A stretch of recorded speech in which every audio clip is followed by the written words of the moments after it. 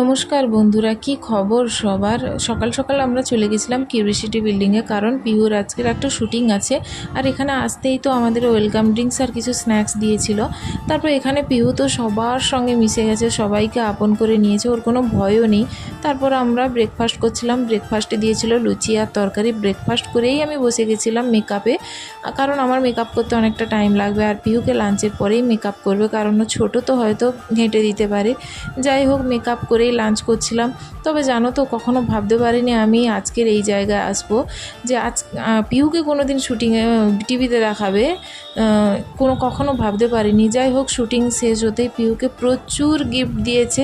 তো কি কি গিফট দিয়েছে সেগুলো জানতে হলে তোমাদেরকে অবশ্যই আমার চ্যানেলে চোখ রাখতে হবে।